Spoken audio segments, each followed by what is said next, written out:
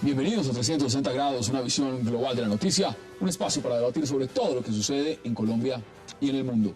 Empezaremos hoy 360 en Estados Unidos, donde ha dado una fuerte sorpresa el candidato republicano Mitt Romney al superar en el sondeo las preferencias electorales al carismático presidente Barack Obama. El efecto Romney habría comenzado a gestarse luego del primer debate que sostuvieron la semana pasada y donde el presidente Obama salió mal librado. Si las elecciones se celebraran este lunes, 49% de los potenciales votantes sufragaría a favor del republicano contra 45% de quienes lo harían por el mandatario. ¿Perderá Obama su reelección? Hoy debate en 360 grados. Y nuestro segundo tema de la noche será otra reforma en el Congreso que golpea una vez más a la administración Santos. Hablamos de la controvertida reforma tributaria. Entre las críticas se señala que la reforma tributaria hará pagar más a los pobres por la comida, que habrá más impuestos, pero que paradójicamente los extranjeros que inviertan en el país tendrán todo tipo de beneficios. ¿Qué ocurre con la reforma tributaria? ¿Va en el mismo camino de la reforma a la justicia? Esta noche debatiremos aquí en 360. No se vayan en segundos aquí con nuestros invitados.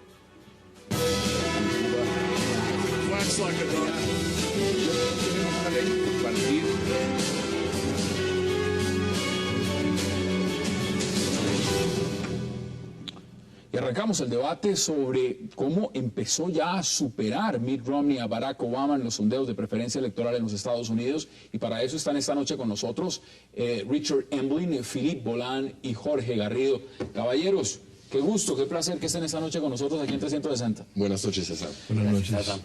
Jorge, ¿usted realmente se imaginaba que eso se podía voltear? Tenía 8 puntos, 9 puntos Barack Obama para jugar hasta el final de lo que significaba estas elecciones, 3, 4 semanas. Se volteó la torta. ¿Cómo ve usted este panorama? Bueno, realmente fue algo sorprendente, completamente. Nadie, ningún especialista en comunicación ni estrategia política podía calcularlo. A mí me parece que se equivocaron en la estrategia y se equivocaron en el personaje. O sea, diseñaron un personaje que no es Obama.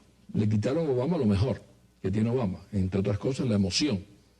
Obama era un orador que unía perfectamente el contenido y la emoción, los dos mensajes. Perfecto, se destacaba por eso. Su discurso enfatizaba conceptos, imágenes y emociones. Muy bien. Y eso se lo quitaron, diseñaron un personaje. ¿Por qué lo hicieron? Me parece, mi punto de vista, desde el punto de vista sobre todo de comunicación, lo bajaron para que el contrario subiera, como había tenido errores, había tenido tropiezos serios, había dicho algunos disparates, para provocarlo a que el otro se encimara, se embalantonara y cometiera errores. ¿Y fue lo contrario? Y fue lo contrario. O sea, diseñaron el personaje de Obama para ganar y no para perder. O sea, él tenía en un momento determinado que cambiar la estrategia y decir, así no puedo seguir, estoy a la defensiva. Este hombre está muy bien preparado. No habló prácticamente, no miró a los ojos, no contestó los temas puntuales.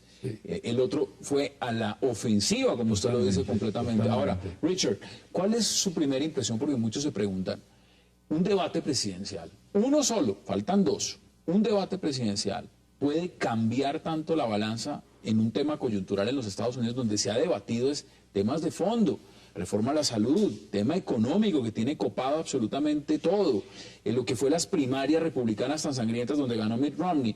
¿Es entendible realmente que se haya volteado todo a través de un debate? No, la verdad no, y hay que entender que todavía faltan 60 días, pues un mes largo para las elecciones. Todo es posible en Estados Unidos. Que se han debatido los temas a fondo tampoco creo.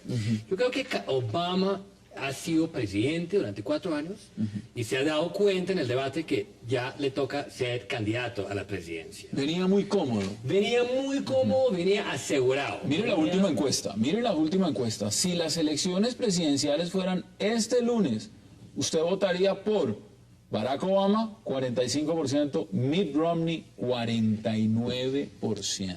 Pero... Sí, entonces yo creo que sí es una tendencia más que todo en los famosos swing states.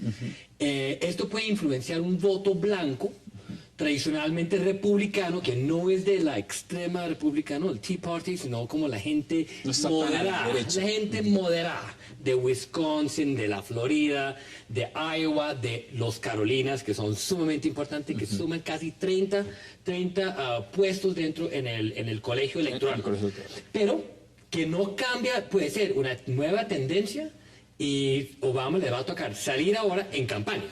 Y yo creo que tiene 30 días. ¿Qué dice usted al respecto, Filipe? Bueno, digo que primero se trata de un sondeo sobre los potencial votantes. Hubo otro sondeo de Gallup, donde los policías a igualdad, que eran sobre los que van a votar. Yo creo que, al contrario, yo creo que lo ha hecho a propósito. Él iba totalmente cómodo, quiso hacer perfil bajo, justamente para adaptarse a la situación económica que hay en este momento de Estados Unidos, donde no mostrarse como el winner, para movilizar sus tropas. No hay que olvidar que los republicanos sí van a votar, los demócratas pueden quedarse en la casa cómodamente y no movilizarse. Todavía en Estados Unidos es contrario a Colombia o a Francia. Hasta el último momento la gente puede inscribirse para ir a votar. Entonces yo creo que lo utilizó como estrategia para justamente movilizar sus propias tropas, porque es un tipo que es muy fuerte en movilización. Lo vimos en la campaña anterior, era con la red social. Ahora quiere movilizar a la gente para que se desplace, que vote. Recaudo, usted lo dice claramente. Además, es un hombre que ha sabido recoger financiamiento para su campaña de manera masiva. Ahora, ¿alguno de ustedes ha visto al presidente Barack Obama hablando español? No. Bueno, veamos al presidente Barack Obama hablando español, porque es bien interesante lo que están sacando ya desde su campus de campaña electoral para estas elecciones presidenciales. En los jóvenes conocidos como los Dreamers, veo las mismas cualidades que Michelle y yo tratamos de inculcar en nuestras hijas. Respetan a sus padres, estudian para superarse y quieren aportar al único país que conocen y aman. Como padre, me inspira. Y como presidente, su valentía me ha hecho recordar que ningún obstáculo es muy grande, ningún camino muy largo. Soy Barack Obama y apruebo este mensaje. Bueno, debo decir que hablan mejor que muchos mandatarios colombianos hablando inglés, ¿no? Pues, totalmente. Entonces, ahí hay un punto a favor. Ahora, esto lo sacó hoy Claro. la campaña demócrata. El señor David Axelrod se ha empezado a mover las fichas diciendo hay que apelar al voto latino, hay que mover todas las influencias. Sí, pero les quedan 30 días y yo creo que eso es el gran riesgo. Si esto fue hicimos una estrategia, es una estrategia muy peligrosa, porque el latino tiene que ser una persona que ya se convence del voto. No, y el latino... Y mira, va a salir a votar. No está el Porque latino hace miramos mucho rato en las en el país minorías. vecino, Venezuela, cómo se movilizaron los latinos. Los latinos es un grupo que se movilizan. El tema es que si con estas campañas va a ganar aún más latinos. Yo creo que Obama no necesariamente... Más que ganar, yo creo que está cambiando las mentalidades. Aquí lo vemos, en Francia nunca veremos un presidente de la República hacer un discurso en árabe. Y es lástima frente a la población que hay. Entonces está cambiando las mentalidades, mostrando que en Estados Unidos ahora hay 2 idiomas, por lo menos. Están cambiando la mentalidad, justamente su discurso sobre el dinero. Pero eso está ligado, en la opinión de ustedes, está ligado a ese debate. Le fue tan mal en el debate que obviamente tiene que empezar ya a hablar hasta el español. Sí, totalmente. Y tiene que ser tiene que los latinos se enamoran de él. Pero quiso para decir, yo ganar creo eso. que el hecho que decepcionó es cierto. Yo creo que él ha planificado esa decepción. Falta 2 debates. Y esto es la Florida. Mire, veamos el marco de lo que significa. Y tengo aquí la información. Antes del debate, Obama aventajaba a Mitt Romney exactamente por 8 puntos. Iba 51-43. Ahora, Pero de intención de votos, no de votantes. sí, por supuesto. Ahora, lo que vamos a mirar es lo siguiente, porque viene una contienda donde viene lo más importante. Es decir, ya Mitt Romney en sus discursos ya se siente ganador. Venía de sentirse perdedor a sentirse ganador. Y un presidente que estaba arriba ahora tiene que remontar la diferencia. ¿Dónde va a tener, en su opinión, Jorge, que jugar las cartas Obama? ¿Dónde? Mira, en primer lugar, creo que en la comunicación. No hay duda, Obama es superior a Romney en la comunicación. Ese no es el Obama que vimos. Obama es muy superior, comunicativamente, conceptualmente, incluso en ¿Pero su que era un mal dinamismo. día? ¿Que era un mal día? ¿O usted no piensa que Yo fue pienso que planificado? es una estrategia equivocada. Coincido contigo en que fue intencionado, pero lo que no coincido en que eso salió bien. Yo creo que eso salió Dicen mal. hasta que fue la temperatura, están diciendo los Sí, demócratas que algo, la puede haber altura un de misterio, Denver pero le afectó. Pero yo creo que es que viene trabajando en una presidencia con un país en llamas. El Medio Oriente está colapsando. ¿Me entiendes? Y no está en el mindset con la cabeza puesto de ser candidato. Yo creo que eso es parte del problema. Pero ser candidato o ya se sentía reelegido. Ya se sentía por seguro. Es decir, en ningún momento dijo, mire, Mitt Romney puede derrotar. Yo no creo. ¿No? Yo no creo, justamente él sabe que los republicanos se van a movilizar. Entonces, yo estoy haciendo el paralelo que lo que pasó en Francia con el Front National, es decir, que los socialistas a sobrado pensaban que iban a pasar sin ningún problema, y entonces no movilizaron sus tropas y no pasaron a la segunda vuelta. Entonces, el problema es que si uno sabe, si no moviliza sus tropas, eso es un problema. Y aquí, mostrando perfil bajo, justamente la gente va a decir, y hay un Rone que es el liebre ahora, hay que correr detrás, entonces la gente se van a movilizar y decir, me voy a escribir y voy a votar. Justamente la comunidad latina está haciendo un llamado, porque sabe que la comunidad latina y las mujeres lo pueden elegir. Y eso es la Florida. Eso es la Florida. Lo que pasa es que jugar al perdedor es muy riesgoso, porque en Estados Unidos más todavía. Es un personaje. Pero ¿por qué dice usted, digamos, Jorge, está convencido de que se trató de diseñar para este debate, por lo menos, a un candidato más debilitado? Perfil bajo. Sí, ¿por qué se trató de hacer un perfil bajo en Obama para este debate, pudiendo haber hecho todo lo contrario? Es decir, demostrar de una sola vez que esa diferencia de 8 puntos lo que había era podido alargarla a 15. Sencillamente dejar esto liquidado. Mira, es como un boxeador. Es como un boxeador en el tercer round que está ganando por puntos, trata de no pelear. Trata de que el otro se desgaste. Deja que atacara, para que se equivocara.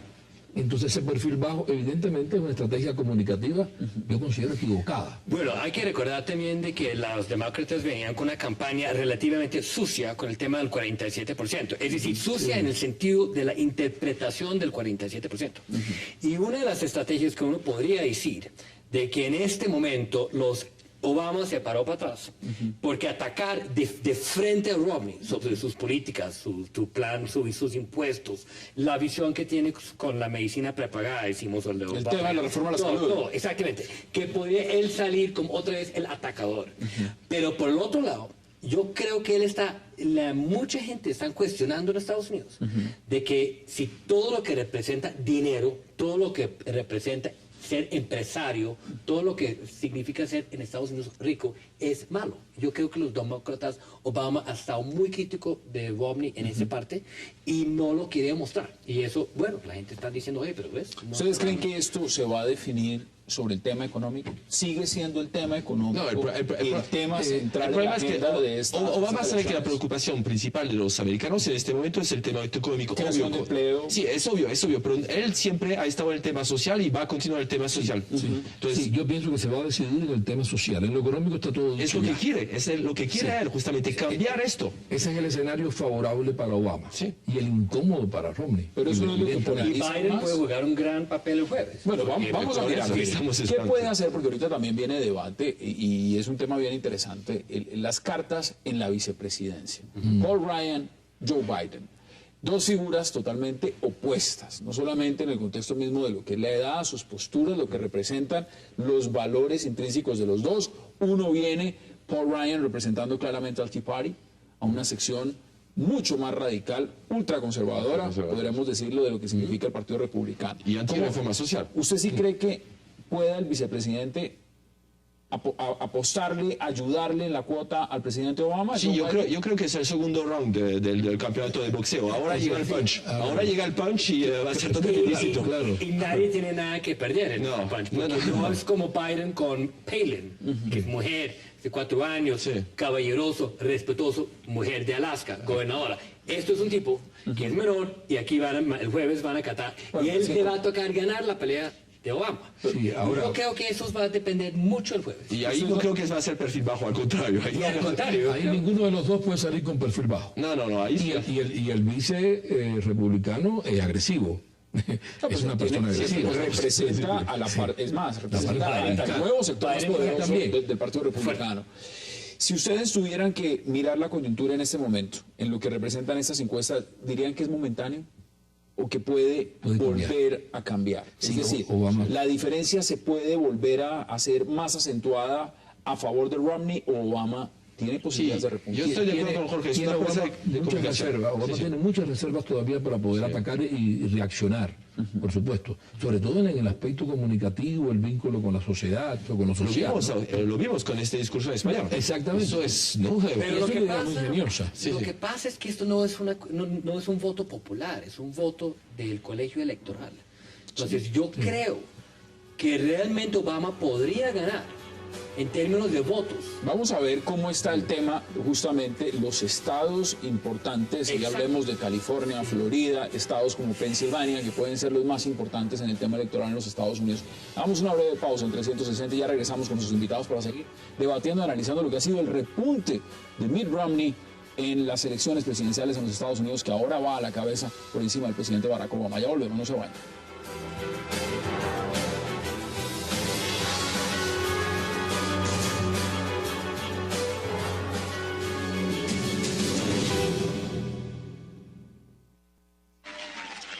Our world is a better place because Cesar Chavez decided to change it.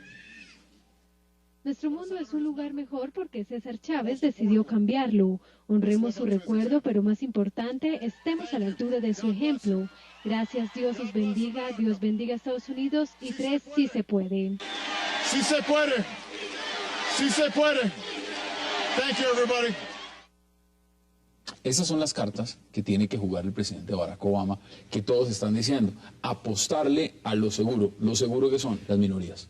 Los seguros son los afroamericanos que están con él, los seguros son los latinos que están con él, los seguros significa también una pregunta para el análisis de ustedes, los indecisos, los independientes, ese voto se fue con Romney por lo menos momentáneamente después de este debate. No necesariamente. El que no iba a votar nunca por Romney no va a votar tampoco ahora.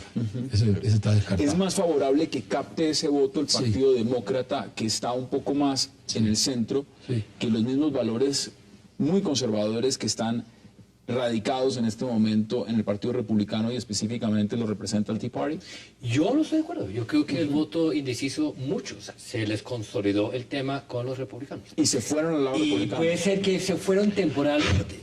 Mientras existe hay una confianza en generar empleo, de que hicimos, existe ser empresario, no es una cosa de ser criticado, trabajar en Wall Street no es necesariamente una cosa negativa. Obama viene con una campaña casi varios años criticando las políticas de Wall Street. Hay mucha gente que dependen de la vida en Wall Street, que lo ven permanentemente, Obama, una crítica hacia el estilo de vida de ellos. Sobre Entonces, todo, yo creo que eso ha jugado un papel importante. Obama está cambiando las mentalidades. Y yo confirmo con lo que acaba de decir, si se puede, es decir, que quiere estimular su electorado para que vayan a votar. Yo creo que los que no iban a votar no van a votar, no creo que han cambiado. Pero lo que creo es que los republicanos que estaban diciendo, seguro que vamos a ganar... Entonces no ven a Obama como otro Jimmy Carter. No. Yo lo veo, está motivando. Entonces regresa con su Yo estoy historia. viendo tambaleando bastante. Y yo estoy, es decir, entre comillas, yo ya estaría muy preocupado. Pero si por yo un fuera fin, una pero por estratega una- demócrata, pero por un debate. El problema es que quiere ganar, pero quiere cambiar las mentalidades antes de todo. Es decir, que está haciendo pero campaña y está haciendo... La pregunta es cambiar las mentalidades. Lo que importa en este momento, lo que importa es ganar las elecciones. Porque Obama literalmente estaba repuntando y a 30 días de que sean las elecciones, exactamente lo que está haciendo es que está perdiendo. está perdiendo importantes cifras diariamente. Y está perdiendo también porque no puede expandir su base electoral con los latinos, precisamente las minorías. Si él ya sabe que van a haber tantas minorías en tantos estados que están asegurados, el problema son, otra vez, es como la venganza de la Florida con Bush y Al Gore. Al Gore. Florida puede ser la víctima porque van a estar muy seguros que van a ganar, pero los votos pueden terminar en manos republicanas. Miren, Es 6% decir, entonces, ahí según sí las ya- encuestas también recientes de lo que ha dicho Gallup, PLW Research, dicen lo siguiente: solo el 6% cree que la agenda internacional es importante en esas elecciones. Es decir, lo que haya hecho Obama, que es un punto a favor donde todo el mundo desconoce que los demócratas han manejado mejor el tema internacional, donde Mitt Romney parece todavía un poco perdido o con unas políticas a nivel internacional no muy claras, que no ha sabido llamar la atención, decir, vamos a atacar Irán, vamos a ponerle un bozal a Vladimir Putin, vamos a hacer un montón de cosas. ¿No le importa al votante norteamericano en estas elecciones? No, pero tengo una opinión sobre eso. El error de Romney, el 47%, es un error conceptual. Es un error que mina realmente la cantidad de votantes a su favor. Los errores de Obama fueron más emocionales que de contenido. Hubo algunas cosas que no respondió. ¿Lo ve más sólido en sus propuestas? Sí, lo que quiere decir que ese sondeo emocional puede variar más fácilmente que el otro, que sí era conceptual. El que se sintió excluido por Romney difícilmente vaya a votar por él.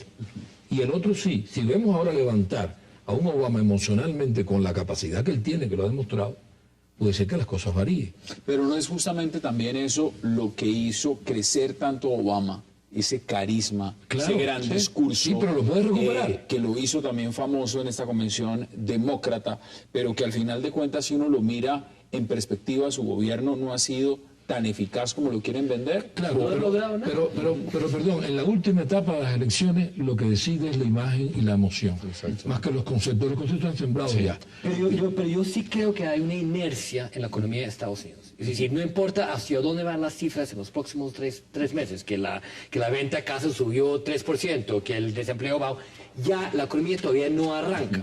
Y parece que toda la política de Barack Obama es de no arrancar. Pero no arrancó con los latinos hasta que vio la necesidad. Pero mire, el tema de la reforma migratoria, que es un tema que siempre se vuelve tema de campaña, nadie la ha querido impulsar. Es así, no hay un compromiso real sobre esto. Pero si lo miramos desde el punto de vista financiero, salvó el sistema financiero mundial, lo salvó. Es así de sencillo. No necesariamente, Wall Street salvó el sistema. Salvó Wall Street. Si se cae Wall Street, bueno. No, pues muy en pelea con las políticas de los Obama, desembolsos que hizo la Reserva Federal, todo lo que se pidió, por supuesto, aprobado para el Congreso, casi $1 trillón, salvó a la banca, salvó a la industria automovilística. El desempleo ha crecido mínimamente, unos puntos, muy porcentuales, pero ha crecido algo.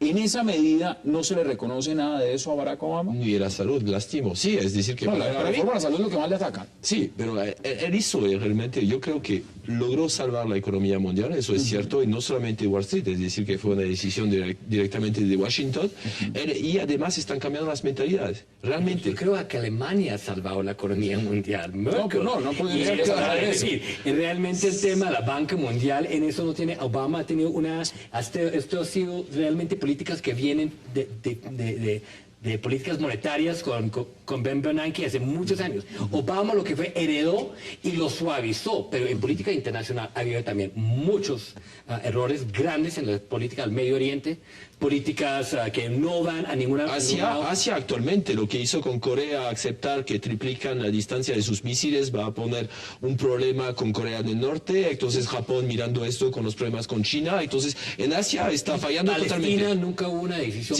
clara sobre para dónde va. Pero ahí está demostrado justamente que el tema internacional no ha jugado. Sí. Independientemente de lo que pudo representar el triunfo contra el terrorismo, lo que fue dar de baja a Osama Bin Laden en Pakistán, una carta que fácilmente hubiera podido demostrar que es un hombre fuerte en el tema militar, tampoco parece ser que le ha servido en este momento, le sirvió hasta determinado punto, pero todo esto lo va a perder a través de un debate. Ahora, si usted fuera en este momento el asesor de Barack Obama, ¿cuáles serían los cambios que haría? No, los cambios sería ir a la acción, a la ofensiva. Evidentemente, ir a la ofensiva. En esto, y sobre todo, resaltar la imagen y las emociones. En estos momentos ya todo está discutido. Cuando se dice la ofensiva es atacar directamente a Mitt Romney en todos los puntos de su agenda. Exacto. Ya no puede jugar al que está ganando, porque ya no está ganando. Entonces tiene que contraatacar. En estos momentos todo ya se discutió. Lo que va a decidir a 30 días es la imagen, es la impresión, es el gusto, es la emoción. La gente va a decir, no sé si estoy de acuerdo o no, pero me gusta o no me gusta y va a votar así. En todas las elecciones, salvo que pasa algo grande, ¿no? Un giro inesperado, una carta bajo la manga. ¿Qué puede pasar? Que puede pasar una acción internacional, que tenga que decidir el presidente qué decisión puede tomar, lo que le pasó a Carter. Pero si no, de ahora en adelante es la imagen lo que está. Y todavía Obama tiene mucho margen para recuperarse. Y Romney no. Ya lo dio todo. Sí. Ya lo dio todo. No, y está Sí, puesto de llegó al favorito, máximo. que es el peor puesto. Exactamente. Para mí lo puso en, ¿Qué en le el posición conviene, de líder. ¿qué le De conviene líder, más? sí. Y esto, por supuesto, está sujeto a la opinión de ustedes. Richard, ¿qué le conviene más a América Latina en este momento? ¿Se está jugando es la presidencia de los Estados Unidos o realmente que gane un republicano o un demócrata? Da lo mismo. Hay una indiferencia muy grande en este momento frente de los Estados Unidos frente a América Latina. Yo creo los republicanos históricamente han tenido un involvement directo en los asuntos de América Latina, más profundo, más verbal que demócratas. Miramos Más la acertado política, o menos acertado. Exactamente, más política de McCain con Colombia. O sea, ¿usted cree que le Colombia. conviene más Mitt Romney? En eso, pues no, ¿a quién? porque las relaciones han cambiado, es decir, las realidades políticas con Venezuela han cambiado radicalmente en los últimos No, por supuesto, con Venezuela. Claro, pero un Romney-Chávez relación va a ser muy difícil. No, y Un además- Romney relación Cuba va a ser muy tenso. Yo creo que Romney trae tensión a nuestro hemisferio. Mejor tener a Obama Yo que ya lo creo conoce que como... yo, con una bolita de cristal que tengo acá, yo creo que Chávez termina su vida dentro de la presidencia de la República de Venezuela, presidente vitalicio. Pero hay una paz en Colombia que eso ayudó el tema Chávez. Con Romney no lo veo muy- Quedan 30 segundos, 15 para mí usted el y problema es 15 que para no es que sea solamente un republicano, es un mormón ante todo. Entonces eso puede ser un peligro de entrar a la religión justamente en América Latina. 15 segundos. En cuanto a América Latina, Romney va a ser peor. Debe estar temblando América Latina. Y en cuanto a las elecciones, yo creo que Obama se puede recuperar todavía. Bueno, señores, Tiene vamos capacidad. a analizar el pronóstico porque igual falta tiempo y podemos volver a sentarnos en esta mesa. Philip Bolón, gracias por aceptar la invitación. Richard Emling, gracias. Y por supuesto Jorge Garrido. Vamos a hacer una pausa. De regreso volveremos con un tema de la agenda política de Colombia para analizar justamente este proyecto de ley, esta reforma tributaria que ha propuesto el gobierno del presidente Juan Manuel Santos, qué tan conveniente es y si realmente podrá estar en efecto como lo pretende el gobierno para el próximo año. Ya regresamos con ese debate, no se vayan.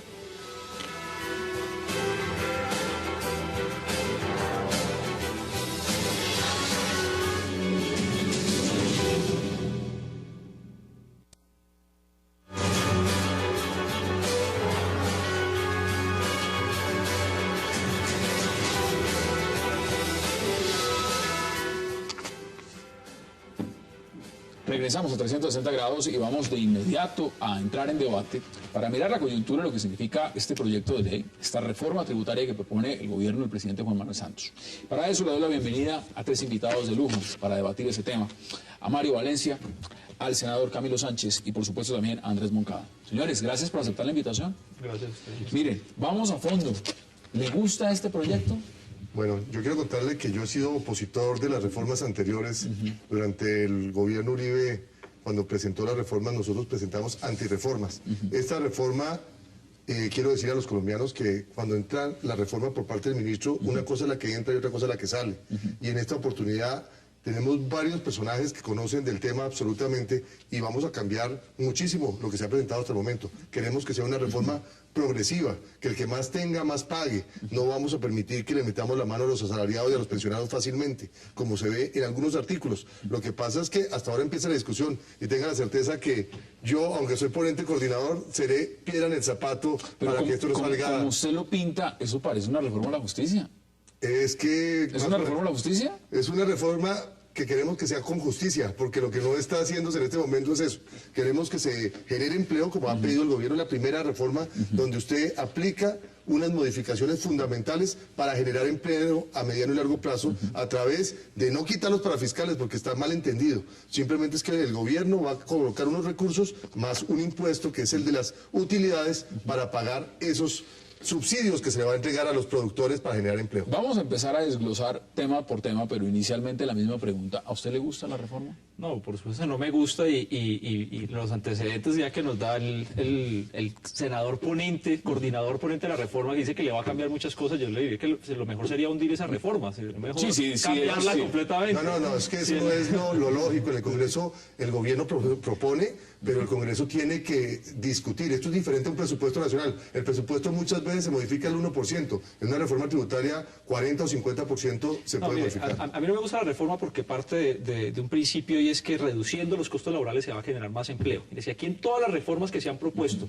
para generar más empleo, reduciendo las reformas, se hubieran logrado los objetivos del gobierno, en este país ya habría pleno empleo. Es más, estaríamos importando empleos de otras partes. No está pasando. ¿Sí? No está pasando. Aquí se hacen reformas para generar empleos y resulta que cada vez que sale reforma lo que se facilita es que se despidan más trabajadores. Entonces me parece que es una reforma regresiva, me parece que es una reforma que no cumple con los propósitos de generar empleo y mucho menos de formalizar empleo. No se me adelante porque vamos a ir parte por parte. Andrés, bienvenido. ¿Cuál es su percepción de esta reforma? La reforma tiene un espíritu legítimo. Cuando usted le dicen, en un país que tiene semejante desigualdad en la repartición del ingreso, dice, bueno, es legítimo que los que pagan más paguemos más, los que ganan menos paguen menos, y hasta ahí las cosas están bien. Pero resulta que cuando usted va a ver qué pasa con la promesa del presidente de no encarecer la canasta básica, de no gravar los productos de la canasta básica, resulta que la manera como está planteada, por lo menos para el sector alimenticio y en materia de avicultura, con mayor razón, está teniendo un efecto perverso y es totalmente contrario a lo que se había planteado en el espíritu original de la reforma. Y es así como, en el caso del sector que represento, el pollo y el huevo se van a encarecer y los colombianos de escasos recursos, teniendo en cuenta que el pollo y el huevo son las proteínas más baratas que a disposición de los colombianos, le van a salir más caras. El niñito que llegue, mandado por la mamá a comprar los 4 huevitos del desayuno, promedio huevo 250 pesos, va a llegar con 1.000 pesitos a comprar los 4 huevos del desayuno, no le va a alcanzar, lo van a volver con 3, porque es que además tiene un efecto que se llama en la tienda de barrio el redondeo. Entonces el niñito que llega a comprar los 4 huevos a 250, es decir, no, el huevo ya es a 275, el tendero lo sube a 280, Todos tienen que dar dar vueltas. Importante lo que usted dice, resulta y que- también quiero que entremos a mirarlo sector por sector, pero mire, veamos declaraciones del ministro Cárdenas, porque el ministro evidentemente le gusta la reforma, veamos cuáles son los argumentos. Unificar en el 16 todo aquello que no tenga una condición especial. Lo único que quedó en 5, lo que quedó realmente en la tarifa del 5, son productos del sector agropecuario, insumos del sector agropecuario que tienen una connotación especial. De resto, estamos hablando del 16. Y por supuesto, la canasta básica, que es un pilar fundamental de esta reforma, un principio central de equidad, la canasta básica estará en tarifa de 0. La tarifa de 0 le ofrece un beneficio al productor de estos bienes de la canasta básica, y es que puede descontar, puede reclamar los IVAs pagados en su proceso productivo, puede pedir la devolución de esos IVAs. Entonces, tener una tarifa de 0 es mejor a estar excluido, a no tener el IVA. Ustedes me corregirán, son 5 capítulos que conforman el proyecto de reforma tributaria. 102 artículos. Bueno, ahí lo tiene usted, eso es un folio bien Cada interesante. artículo es un dolor de cabeza porque toca a miles de colombianos. Mire, creación de un sistema, el IMAN, que hará que las personas de mayores ingresos paguen tarifas efectivas de renta más altas que los menores ingresos. Eso es uno de los puntos, situación que es contraria hoy en día. Pero una aclaración, no son las personas de mayores ingresos, son los trabajadores de mayores ingresos. Empecemos por ahí. ¿Cómo ven ustedes ese punto? Pero lo que hemos buscado nosotros es que aquí no puede haber gente de primera, segunda y de tercera. Nosotros pensamos que los que tienen asalariados con altos salarios deben pagar mucho más. Y por eso se ha hecho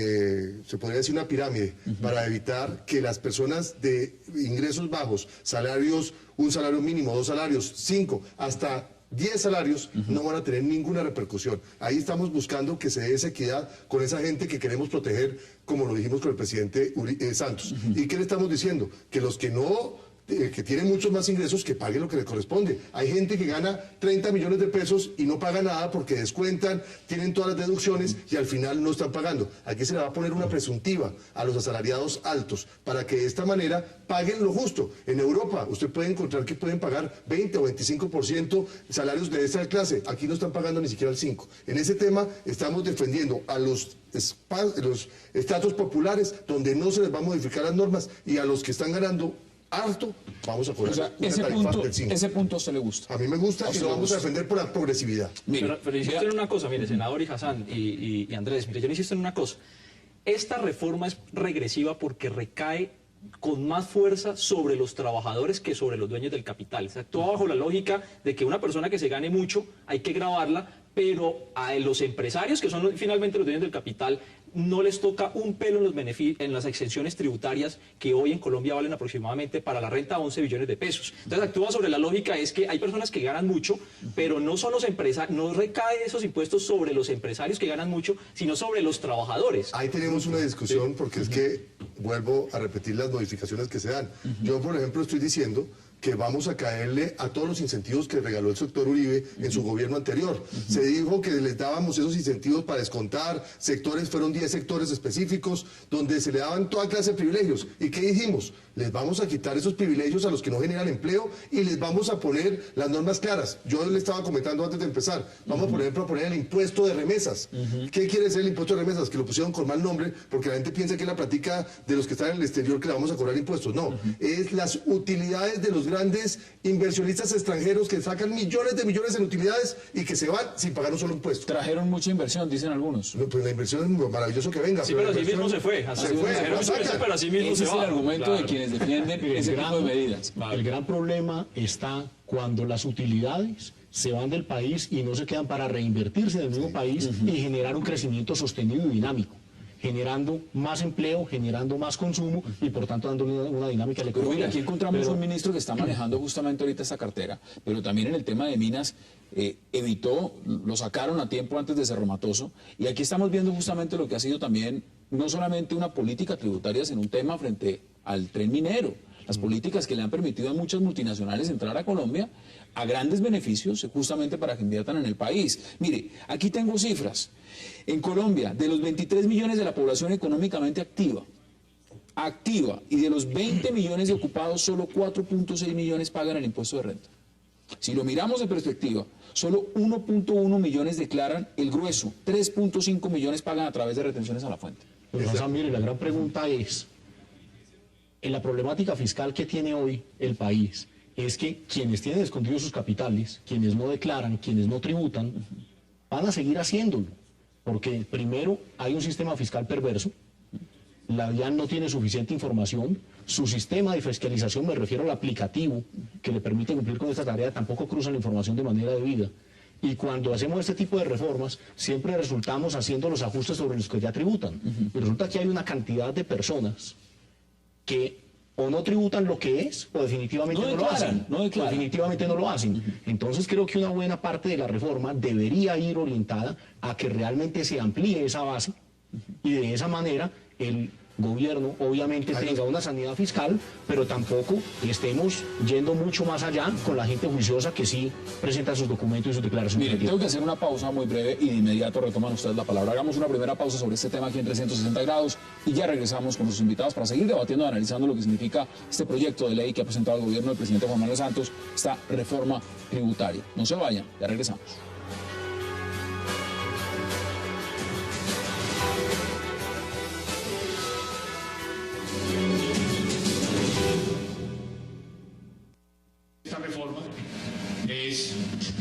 Es gravar con un impuesto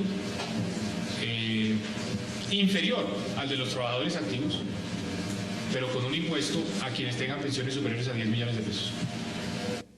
Palabras del ministro Cárdenas. Temas puntuales. Usted quería poner uno sobre la mesa. Sí, primero la parte que tiene que ver con el MUISCA. No es que seamos locos y no nos hemos dado cuenta que hay que aumentar la base. Es fundamental que los que no están pagando, los que están evadiendo y están eludiendo, los tenemos que meter en cintura. Pues en esta reforma le vamos a poner mucho cuidado, por ejemplo, a las SAS, que se convirtieron en una forma de eludir los impuestos. Por ejemplo, las sucesiones. La gente no pagaba el 35% de sucesiones, se inventaron el mecanismo para no tener que pagarlo, en eso se cambió y vamos a bajarlo al 15%, con lo cual la gente va a pensarlo 2 veces antes de estar en eso. En el tema agropecuario, nosotros estamos claros que la cadena productiva la tenemos que dejar por fuera para que no tengamos incrementos en la canasta familiar, ya que la palabra del presidente está escrita en piedra, que no se le pondrá impuestos a la canasta familiar y no vamos a permitir que eso pase. Senador, miren, ese tema es de vital importancia hacer una explicación sobre lo que nos mostraba Hassan ahorita que expuso el ministro. Sí es cierto que las materias primas básicas de la avicultura, que componen el 70% del costo, se van a bajar del 10 y el 16%, estamos hablando de maíz, soya, torta de soya y alimento balanceado, al 5%. Hasta ahí uno dice, hombre, la cosa va muy bien. Lo que pasa es que el sector avícola, normalmente, como no puede recuperar el IVA cuando vende el producto porque es un producto exento, entonces pide ese IVA en devolución porque siempre tiene saldos a favor. Claro. Resulta que al no pedir ese saldo en devolución, que es lo que le prohíbe hoy esta reforma tributaria, lo va a empezar a acumular y lo va a poder cruzar contra la renta de la vigencia siguiente, ¿cierto? Y allí hay dos temas que nos preocupan muchísimo. El primero, lo que acumulamos de IVA a lo largo del periodo es mucho mayor que el margen de rentabilidad de la industria. Por tanto, siempre vamos a tener un saldo a favor al final cuando declaremos la renta y crucemos contra esos saldos a favor de IVA. Pero peor todavía, la reforma me dice ese saldo a favor que le quede, producto de las devoluciones de IVA que usted ya no puede solicitar, no se lo damos tampoco cuando cruce con renta, pero además no lo puede pasar para la vigencia siguiente. En consecuencia, ¿qué va a tener que hacer el agricultor? Una de dos, o lo manda al PIG, y usted sabe que las empresas no están hechas para perder plata, o lo involucra en el costo del producto. ¿Saben cuánto se va a encarecer el huevo? 5.5%. Y el pollo, 7.5%. Es decir, vamos a generar en el primer golpe un efecto inflacionario. ¿Solo el primero? Solo el primer golpe de 6,5% para el sector avícola únicamente, que como le digo, es parte de la canasta básica y son las dos proteínas más baratas de la canasta alimenticia. Y súmele, doctor Andrés, súmele que a ese 5.5 que usted dice el huevo y el 7.5 del pollo, súmele lo de los restaurantes. O sea, si ese mismo huevo y ese pollo se venden en un restaurante, en el famoso Corrientazo, en todas las ciudades aquí de Colombia, ese almuerzo va a incrementarse 7% porque ese es el impuesto nuevo, que es el impuesto al consumo que se crea en esta Ustedes están hablando ya de esos impuestos importantes. Hablemos de lo que significa de 7 a 3 tarifas el tema del IVA. Explíquenos realmente en qué consiste. Lo más importante es que aquí, debido a la cantidad de tarifas, estábamos permitiendo la evasión y la elusión, nuevamente. Por ejemplo, honorarios y servicios. Usted tenía el 10%, el 1, el 3,5% o el 6%. Y entonces la gente escogía. Y entonces, dependiendo... A mí me gusta esta. Entonces estamos evitando que se dé ese tema, por ejemplo, honorarios y servicios, se pagará yo creo que el 5%, como debe ser, y queda en una cifra donde ya no se puede escoger, sino queda claramente específica la cosa. Va a quedar en el 0 en el sector agropecuario. Yo no me preocupo mucho por el tema avícola, porque yo sé que ese es uno de los dolores de cabeza más grandes que va a tener el ministro y que vamos a tener que afrontar rápidamente, porque esto va directamente al bolsillo de los colombianos y porque además le faltó decir otra cosa, porque es que el PIG no solamente es el peligro de él, sino su flujo de caja. No, es que lo que falta es que, aparte de que se paga costoso la gasolina, ahora se pague costoso el huevo. Imagínense las connotaciones que eso puede tener económicamente. Pero fíjense en lo del huevo, y senador, fíjense en lo del huevo, la gravedad, en lo del IVA, la gravedad de esto. El IVA por definición es un impuesto regresivo. ¿Qué significa regresivo? Que todas las personas, independientemente de su ingreso, lo pagan por igual. Eso significa que si una persona se gana un salario mínimo, 566.000 pesos, y compra una libra de chocolate, paga el 10% del IVA, son 400 pesos de IVA.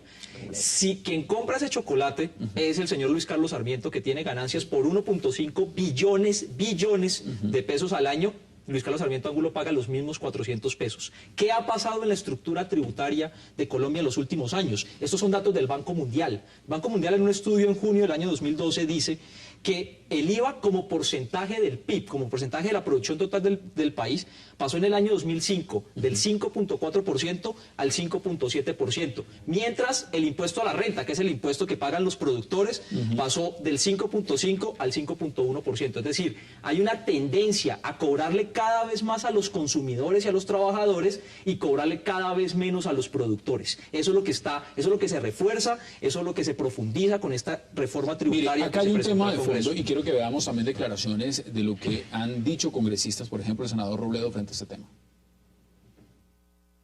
Carlos Slim es el ser humano más rico del mundo. El año pasado, una de sus empresas en Colombia tuvo utilidades por 2.8 billones de pesos y le van a bajar los impuestos. Yo estoy entonces insistiendo en preguntarle al gobierno nacional, al ministro de Hacienda, ¿por qué les van a bajar los impuestos a esos personajes? ¿Y por qué lo van a hacer un poco a las escondidas? Porque el país no es consciente de esta realidad. Entonces lo otro que le estamos pidiendo al gobierno es que cuente de verdad cuánto vale cada cosa. Es decir, cuánta plata es que le van a sacar del bolsillo a las clases medias, al pueblo raso, y cuánto es lo que le van a devolver, digámoslo así, de lo que hoy está pagando estos grandes magnates que operan en Colombia y que además, y esto es muy grave en el caso de la inversión extranjera, la plata que no nos pagan en impuestos, en buena medida la sacan de Colombia como exportación de utilidades. O sea, al no pagar estas transnacionales los impuestos que venían pagando, ganan más plata.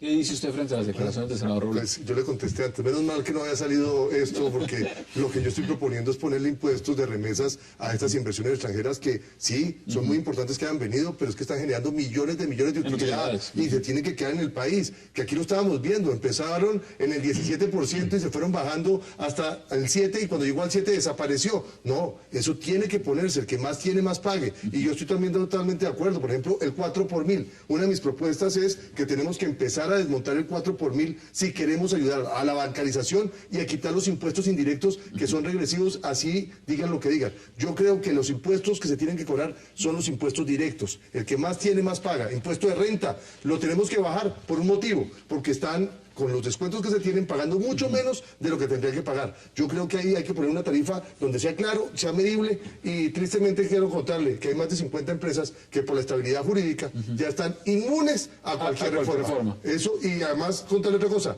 que las 100 empresas más importantes del país generan más del 85% de los ingresos tributarios. Pero Así que la mitad en esto de la inversión extranjera, ¿qué nos dice en esto de la inversión extranjera, que me parece que es un punto muy importante en la discusión de esta reforma tributaria, hay varias cosas que yo quisiera mencionar. Lo primero es algo que dice el senador Robledo y es el tema de la información. Mire, aquí en Colombia no sabemos cuánto pagan las multinacionales mineras, ni mineras ni en ningún otro sector, ni financieras, ni hidrocarburos en impuestos. No se sabe cuánto pagan. Uno le pregunta a Drummond, a Pacific Rubiales, bueno, ¿y ustedes cuánto pagan de impuestos? Y dice, no, hay reserva de la información. Entonces, yo creo que una primera cosa debería ser exigirle a esas empresas que publiquen lo que pagan, y así habría más transparencia en la información. Lo segundo es, como ya lo hemos dicho acá, es que claro, a Colombia está viniendo un monto de inversión extranjera muy importante, pero así mismo se está yendo, y con este agravante, se está yendo más que lo que está viniendo. El año pasado, por cada dólar que ingresó de inversión extranjera, se fue $1.3. Eso significa que a Colombia le iría mejor si no llegara un peso de inversión extranjera. Acá hay un tema pragmático. Un televidente normal escucha los términos económicos, pero al mismo tiempo dice, vamos a lo pragmático. ¿Quiénes terminan siendo los paganini de esta reforma tributaria? ¿Sabe? En este momento, indudablemente, las personas de menores ingresos. Esos son los que terminan pagando el costo más alto. Los graban, como decía Mario hace un momento, el IVA es un impuesto regresivo, y si no se estructura de manera adecuada, pues obviamente van a pagar lo mismo las personas de menores ingresos que los de altos ingresos, y ahí tenemos un problema. Pero indudablemente la canasta básica tiene serias imperfecciones en la forma en que se está planteando. Hablemos de la persona que se está ganando el salario mínimo en Colombia. Esa persona inmediatamente queda gravada exactamente igual que la que se está ganando. Es que los alimentos, en materia de alimentos, senador, en materia de alimentos se le van a encarecer igual a todos. Esa es la pregunta. Y por eso, aunque... Es decir, el que se gane el salario mínimo o el que se gane mira, el presidente del banco, se gana lo mismo. Aunque técnicamente esos alimentos no se gravan porque los mantienen en la categoría de exentos, en la práctica el efecto real que tiene es que los están encareciendo. Pero un producto como la arepa, yo hablo de pollos y de huevos, pero tengo que poner los ejemplos. Cuando queda grabado el maíz y pasa todo lo que le expliqué, el maíz queda grabado, pero la arepa como tal queda exenta, pero recuperándolo hasta después, pues imagínense el flujo de caja de una empresa que hace arepas. Aquí el producto se va a encarecer, eso es de la canasta básica. La reforma tributaria, si ustedes revisan, tiene un objetivo, no es conseguir más ingresos. Eso es algo muy importante en este momento, porque si fuera para conseguir ingresos, estaríamos en esa discusión. Yo por eso cuando voy a hablar con el ministro y cuando sé que vamos a tener posiciones como las de FENAVI y otros, lo que tienen claro es que lo que tenga efecto sobre la canasta familiar se tendrá que quitar. Tendremos que buscar cómo castigar a los que más tienen. Pero lo más importante es que en este instante en Colombia los que mejores asesores tributarios tienen son los más ricos. Por consiguiente, ellos manejan muy fácilmente. Acá por lo menos se va a aliviar la carga a las empresas y se va a apretar a las personas. Sí, no, mire, aquí dicen es que a los salarios altos, de más de 8 millones de pesos. Aquí también hay que entender, es que una minoría de Colombia gana más de 8 millones de pesos. Los congresistas van a tener que pagar más impuestos y yo estoy a favor de que así sea. Los magistrados van a tener que pagar más impuestos y así tiene que ser. Mire, lo que pasa es que no lo hemos hecho anteriormente. Yo insisto en una cosa y es que esta sí es una reforma. Yo creo que esto es importante, este punto, y es muy importante que quede para los televidentes que muy claro.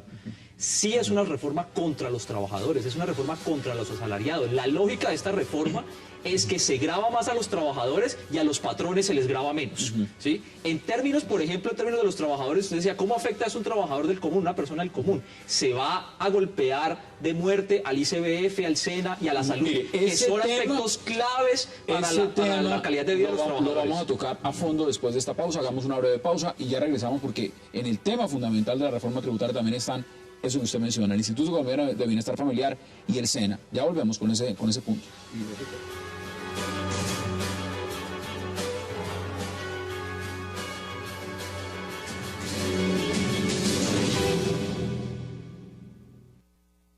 La formalización de empleo va a salir bien beneficiado de esta reforma tributaria, porque vamos a dedicar 8 puntos de los 33 que se pagan en renta para cubrir la parafiscalidad de bienestar familiar y de SENA. Es decir, se quita una carga de parafiscalidad y eso ayuda a que se formalice el empleo, a que se cree y se genere mucho más empleo formal en Colombia, lo cual es muy positivo. Vamos a revisar el tema de las dos, del IVA. Yo creo que está bien enfocado.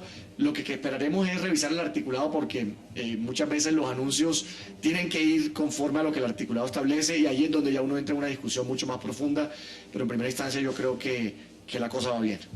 Ahí lo mencionaba el congresista Barguil, uno de los puntos importantes, y antes de la pausa también estaba sobre la mesa.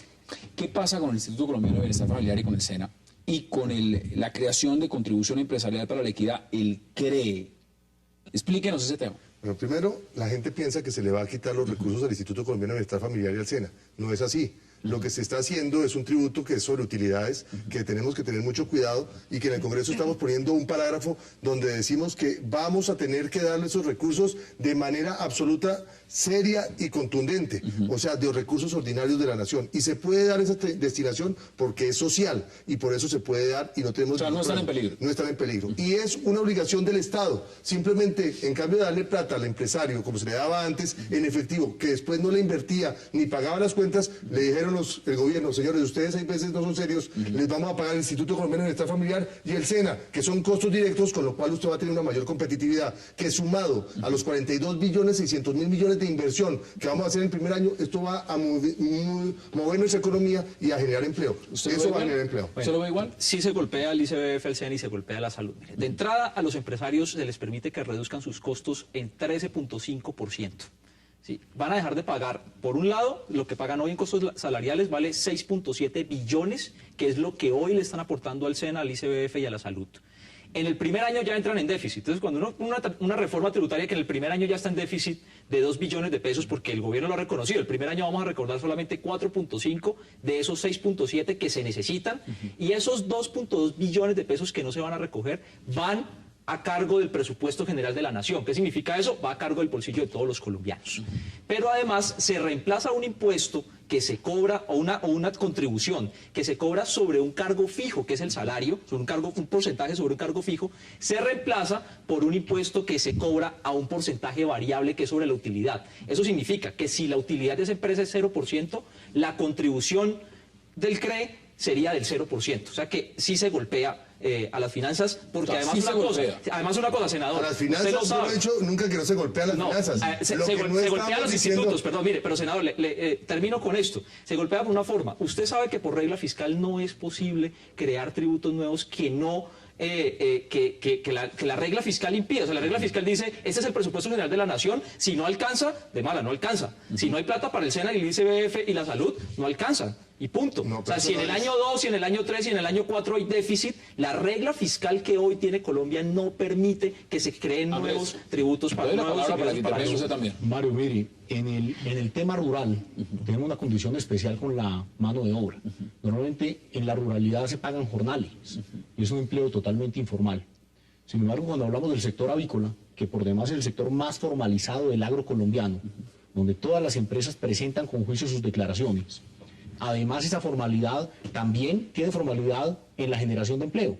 La mano de obra que genera el sector avícola, que estamos hablando de cerca de 500.000 empleos, genera este sector, es un empleo que paga la parafiscalidad, paga todas las cargas laborales y paga toda la seguridad social. Todo eso viene incluido. Sin embargo, yo creo que debemos también tener unos esquemas especiales para el sector rural, porque es que cuando usted está en el campo colombiano, dígame cuál de los operarios que usted tiene una granja avícola o de las personas que organizan los potreros para el sector ganadero o en cualquiera de los sectores, cuál de esos jornaleros, cuál de estos obreros, mano de obra rural, tiene acceso al SENA, a la capacitación del SENA, a las cajas de compensación, al bienestar familiar. Es decir, allí la ecuación es distinta. Y aunque paguemos eso, todas estas cargas para fiscales y seguridad social, el acceso a EPS del campesino, empleado, es totalmente distinta. Entonces nos dicen, le vamos a mejorar. Hombre, ya estaba bueno de pagar una cantidad de cosas sobre las que no tenemos uso ni beneficio. Pero adicional a esto, tenemos que tener en cuenta que si bien los agregados que nos mencionaba Mario, estamos hablando de recursos muy importantes, en el sector avícola no podemos canjear esos beneficios, además, por todo el tema que nos están dando de mejoramiento de flujo de caja, por dos razones muy sencillas. La mano de obra en el sector avícola pesa únicamente el 3% de la estructura de costos. O sea, que allí, solo el 3%. Allí no está la ecuación del negocio para el sector avícola. Y por otro lado, es un beneficio general que se le da a toda la economía, si lo viéramos como un beneficio. Y el sector avícola no tiene por qué pagar el beneficio de toda la economía. Entonces, allí tenemos un tema delicado. Y un aspecto adicional, y es que hoy el tema de devoluciones de IVA, donde el sector avícola ha venido siendo incisivo, hemos venido dando diferentes declaraciones, es porque están generando un problema gravísimo de flujo de caja. Nosotros entendemos las preocupaciones del director de la DIAN por todos los desfalcos que ha habido en el Estado por las exportaciones ficticias y reclamaciones de IVA de exportaciones que no se hicieron. Estamos de acuerdo y ni más faltaba, hay que caerle a estas personas con el rigor de la ley. Pero resulta que el sector avícola tiene hoy devoluciones de IVA paralizadas por muchísimo dinero, más de 100.000 millones de pesos allí, y resulta que está afectando de manera muy seria el flujo de caja de las compañías. Entonces el balance de ecuación se tiene que hacer no contra el problema que tenemos hoy, sino contra un problema que habría, una situación que habría si cumpliera la DIAN con los tiempos de devolución. Acá hay otro tema, mire, tema puntual. ¿Qué va a pasar con el precio de la gasolina? Pues va a bajar y pensamos que, como debe ser cierto, esto es una fórmula y no debe ser 200 pesos como está diciendo el gobierno. Yo soy ponente, pero yo soy claro que el Partido Liberal ha defendido que se tiene que hacer una fórmula seria. Las fórmulas, ¿por qué se hacen? ¿Cómo es la fórmula seria? La fórmula seria es que cuando suben los puntos que tiene en cuenta esa fórmula y hace que suba el precio de los impuestos que se van a pagar por el combustible, cuando bajen los mismos tiene que bajar de la misma forma y en la misma magnitud. Si baja en 80, bajará 80. Si baja en 200, 200. Si baja en 1000, en 1000. Aquí nos están diciendo que sube de una manera, pero para bajar simplemente se pone una forma diferente. Nosotros sí creemos que el precio del combustible debe bajar mucho más de 200 pesos y que para que seamos mucho más competitivos siendo productores tenemos que hacer un esquema serio y transparente y ahí lo vamos a proponer por lo menos. ¿Qué dice al respecto? No, yo creo que además el problema del precio de la gasolina tiene, como lo ha dicho un senador también del Partido Liberal, tiene que ver además con que ese precio esté amarrado a los precios internacionales. Claro. Entonces, si eso sigue amarrado a los precios internacionales, asumiendo que en Colombia toda la gasolina que se vende es importada, por supuesto que no va a haber fórmula dentro de lo que se está inventando hoy el gobierno nacional para bajar esos impuestos, y por eso lo que hoy propone es que se baje solamente 200 pesos, cuando está mostrado que el precio de la gasolina hoy debería bajar por lo menos 2.000 pesos. Mire, hoy en día los colombianos pagan cerca de 2.300 pesos en impuesto por galón de gasolina. Eso significa, corresponde a 3 gravámenes. Global, el IVA, y van destinados al gobierno nacional y a la sobretasa que se gira a departamentos de los municipios. Eso permanece igual. No, es que ese es el tema donde se va a tocar y vamos a ver cómo esos impuestos que son solamente en Colombia que se dan tienen que desaparecer. Ahí se creó un fondo de estabilidad para supuestamente momentos de crisis, pero eso es para los momentos de crisis, no podemos mantenernos en crisis todo momento. Lo hemos hecho con varios senadores liberales y se está diciendo con claridad que hay que pagar lo justo y que la fórmula es fórmula. Si sube de una manera, debe bajar de la misma manera y que debemos quitarle esos perendengues que le están haciendo un costo muy alto al sector productivo y al sector agropecuario. Mire, senador, le doy un dato sobre ese tema. La ineficiencia de la estructura logística en Colombia le genera al sector avícola unos sobrecostos enormes. Para que se dé una idea, una tonelada de maíz costaba, antes del incremento que hubo ahora por la sequía en Estados Unidos, costaba hace un par de meses alrededor de $360, precio Bolsa de Chicago, precio internacional de un commodity, además que es inmodificable, y nosotros somos tomadores de precio. A eso lo compra un avicultor estadounidense, que es el que va a llegar aquí a competir con cuartos traseros de pollo. Un avicultor colombiano, además de pagar la logística internacional de importación, digamos que hasta ahí estaríamos en franca lid con países como Chile, ¿cierto? pero el sobrecosto de internación en Colombia por una gasolina costosa y por unas carreteras ineficientes, pero además la gasolina es una parte importantísima aquí, le genera $60 de diferencia sobre una base de 360. Solo por tema de gasolina. Solo por tema de gasolina. Es decir, estamos hablando en el 70% de su costo, una diferencia de competitividad de un 18% en la materia prima básica. Eso es demasiado grave. Y es por eso que el tema de la gasolina para el sector avícola también es de vital importancia. Mire, señores, tengo que hacer una pausa y entramos en la recta final porque hay puntos que no podemos dejar por fuera de este debate. Lo que tiene que ver con ganancia ocasional, por supuesto. Lo que tiene también que ver con todo lo que van a hacer lupas a empresas y fundaciones. Temas importantes que vamos a poner sobre la mesa, por supuesto, y saneamiento. Vamos a volver en segundos aquí en 360 grados para entrar en la recta final de lo que es este debate acerca de el proyecto de reforma tributaria que tiene el gobierno de Juan Manuel Santos y que espera el Congreso lo apruebe tan pronto para que sea efectiva el próximo año. ¿Será viable o no? Aquí tendremos las respuestas en minutos. No se vayan.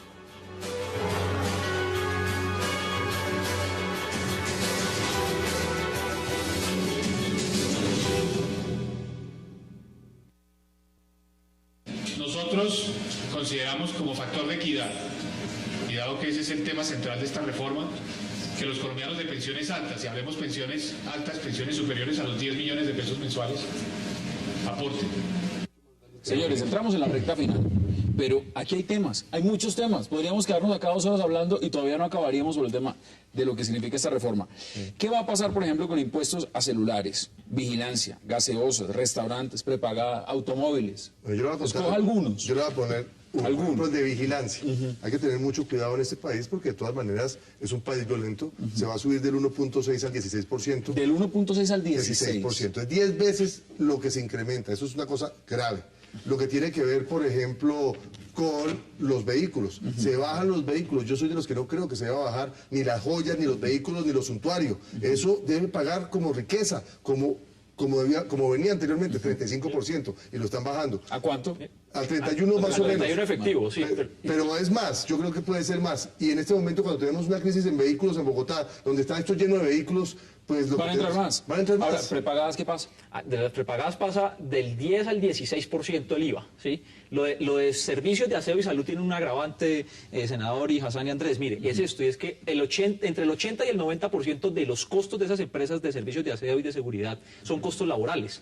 Al subirle el impuesto del 1.6 al 16%, eso se va a tener que trasladar a los costos internos de esa empresa, que son salarios. Es decir, van a tener que despedir gente, indiscutiblemente van a tener que despedir personas al aumentarse ese IVA. Además, le cuento otro. No, se lo pasan al consumidor. Yo no creo que echen porque necesitan los vigilantes, de todas maneras. Lo que pasa es que, como usted los necesita, tiene que pagar los más caros. O se multiplica, exacto, o se aumenta el costo del servicio.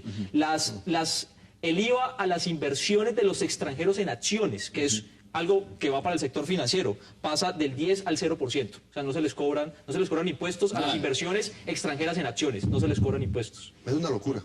Yo insisto, avanzamos en los temas del sector agropecuario. Claro, porque es un tema fundamental. Imagínense que los abonos orgánicos, la pollinaza, la gallinaza, porcinaza y otros, quedan grabados con el 16%, mientras los abonos químicos quedan con 0%. Esto genera una simetría, un desbalance total, pero además, cuando usted encarezca el abono orgánico y las avícolas y las porcícolas no las puedan sacar de sus granjas, resulta que se va a empezar a generar un problema sanitario y ambiental, y allí sí, el mismo gobierno que tiene a las corporaciones autónomas que todos los días son más estrictas, y un Ministerio de Medio Ambiente con una legislación que todos los días es más estricto, va a poner en serios aprietos al sector productivo de carne de pollo y de huevo. ¿Y qué pasa con el tema de la ganancia ocasional? Bueno, 2 cosas le voy a decir porque se va a quedar el saneamiento, que me parece muy importante. Ponga el saneamiento. ¿Saneamiento qué es? Gente que tiene la plata afuera. Le están diciendo, por cada $1.000.000 que usted tiene que pagar el 4%, $40.000. Yo lo que he dicho es que tener mucho cuidado, porque es que estos recursos podrían volvérsenos el lavado maravilloso de gente que no debemos tener en nuestra economía. Por muchos recursos que queramos, tenemos que tener una conciencia moral y ética diferente. Ahí vamos a ponerle un tate quieto al tema, vamos a revisar para que eso no se haga de esa manera, pero es un ingreso muy importante. En el gobierno Gaviria fue gigantesco los recursos que se dan y se mantienen en el tiempo porque eso ya no se pueden sacar del circulante. Y lo que tiene ganancia ocasional, pues bajamos al 15% para pagar lo que tiene que ver para con que la gente evite. Lo de la ganancia ocasional es esto. La herencia de los hijos de Carlos Ardila Lule baja del 20 al 15%. ¿Sí? Eso es lo concreto. Del 35 al 15. Del 35 al 15, y la de las rifas se queda en el 20%. O sea, pagas más el que se gane una lotería, el que se gane el chance paga más que la herencia del hijo de Carlos Ardila Rulli. Vamos a mirarlo también. Pero hoy no estaban pagando por los asesores tributarios. Así que por eso es para que paguen por lo menos algo, porque no están pagando con la ilusión tan grande que tenemos en este país. Un tema fundamental. Cuando sale este tema a flote, lo primero que uno se pregunta es, ¿y esto quién se lo inventó? ¿Quién es el cerebro detrás de esta reforma tributaria? Hay un estudio del Banco Mundial de junio del año 2012 que habla que dice que la estructura tributaria en Colombia es muy regresiva y propone algunas salidas para cambiar esa estructura, y entre esas propuestas que hace, dice que hay que aumentar el IVA, que hay que disminuir las exenciones y las exclusiones que hay en el IVA, que hay que aumentar cosas como, por ejemplo, familias en acción, que hay que disminuir la proliferación en las tasas del IVA, todas cosas que están hoy contenidas en la reforma. Sin embargo, y creo que me parece muy grave esto, no se hace al interior de la exposición de motivos del gobierno, no se hace un análisis a fondo al interior de las rentas, del impuesto a la renta, no se hace un análisis de que hay una cuestión muy regresiva en Colombia en eso, y es que en Colombia se grava por igual los capitales independientemente del monto del capital. Peor aún, los grandes capitales en Colombia, como el sector financiero, pagan el 6% de impuesto sobre la renta efectivo, mientras un señor que tiene una tienda o tiene una panadería paga el 33%. Yo creo que ese es un debate a fondo que hay que dar en esa reforma tributaria, y es cuándo se va a corregir eso de que los grandes capitales en Colombia pagan menos que los pequeños y medianos empresarios. Ahí tengo que defender una cosa. A la gente se le olvida un articulito que no está en esta reforma, que es el impuesto al patrimonio. El impuesto al patrimonio compensa gran parte de esa desigualdad, porque usted puso a pagar los capitales de 1.000 millones de pesos hasta infinito, donde están pagando una millonada que se ha convertido en los recursos que han servido para la paz y la seguridad. Pero volvamos al inicio de este debate, y es que los que tienen grandes patrimonios tienen la mitad escondida. Entonces no pagan impuestos. En ese más que escondidos son deducciones y enormes exenciones. Valen 11 billones de pesos. Valen 11 billones de pesos las exenciones de esos grandes capitales. Miren, señores, quedan 3 minutos, es decir, si somos justos, 1 minuto para cada uno para que concluya. Si tenemos que verlo en perspectiva, aquí había un carácter urgente. Esto se mandó como en una ambulancia. Les dijeron a ustedes los congresistas, mire, esto es para allá. Necesitamos que entre efectivo en 2013. ¿Es urgente? ¿Lo van a alcanzar a sacar? Mire, yo le voy a decir lo que hemos dicho y lo dijimos hoy con Juan Lozano de la U, con los de Cambio Radical, con otros partidos. Si el gobierno se demoró 2 años en presentar la reforma tributaria, no puede ser que el Congreso el mensaje de urgencia lo saque en 40 días. Eso sería irresponsable. Más aún cuando no se necesitan los tributos, porque no es para conseguir más ingresos, es para clarificar el sistema tributario y agilizar hacia el futuro la generación de empleo. Así que lo que nosotros vamos a hacer es un estudio serio para no repetirlo en la justicia. Yo me siento feliz de haber votado negativamente el tema de la justicia. Menos mal que usted tiene la conciencia tranquila. Sí, pero muchos lo hicieron por error, porque los incitaron a que votaran. En esta oportunidad que no vaya a pasar lo mismo en la reforma tributaria, porque cada artículo de esto, le repito, imagínese que es un dolor de cabeza. ¿Cuáles son sus conclusiones? 1 minuto, Mario. Bueno, mire, en 1 minuto. Yo creo que esta reforma no se toca un solo pelo de los enormes beneficios y exenciones tributarias que hoy tiene el país, que son el hueco que le hace falta a las tributaciones en este país. Yo propuse sobre eso. Sobre eso, pues digamos, yo creo que hay que hacer un debate a fondo en el país. No hay transparencia, en ese país no hay transparencia sobre lo que pagan los grandes capitales de impuestos. Es imposible conseguir información sobre cuánto está pagando Carlos Slim, cuánto paga Pacífico Royal, cuánto pagan los grandes. No se sabe cuánto pagan, insisto, tiene enormes exenciones. Entonces hay un problema de transparencia en información. Para esto un grupo de académicos, de estudiantes, de personas del común hemos creado una página que se llama lojustoynecesario.com. Yo creo que ahí está contenida toda la información, y nosotros estamos en la idea de exigirle al gobierno nacional que se publique lo que se pagan estas empresas, que se cobre lo justo y que se retribuya lo necesario a la población colombiana. Bueno, 1 minuto, Andrés, para que concluyas este debate. Definitivamente el país necesita una reforma tributaria que sea comprensiva, que sea incluyente, que realmente propenda por esa distribución del ingreso, sobre todo que no encarezca los productos de la canasta básica familiar. Eso tiene que ir de la mano con promover el crecimiento económico, permitiéndole a los empresarios que con sus recursos que tengan en el momento oportuno puedan generar más empleo, y que FENAVI está dispuesto a trabajar de la mano con el gobierno, porque celebro lo que me dijo el senador hace un momento. Su sector se va a ver beneficiado y esto se arregla. Esperemos que así sea. Y estamos abiertos a trabajar con el ministro de manera que podamos llegar a unas soluciones que cumplan con los objetivos de la reforma. Señores, el debate está abierto y lo seguiremos dando. Senador Camilo Sánchez, gracias por aceptar la invitación. Muchas gracias, Hassan, por Mario Valencia, gracias también por aceptar la invitación. Y Andrés Moncada, gracias por aceptar la invitación. A ustedes Gracias por acompañarnos. Nos vemos mañana. Tenemos una cita aquí en 360 grados a la misma hora, 7:30 p.m. por Cable Noticias, para seguir mirando y debatiendo la agenda política no solo de Colombia, sino también del mundo. Hasta una próxima oportunidad.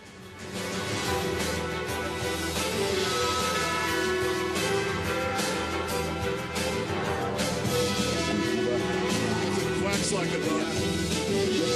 una ley, partir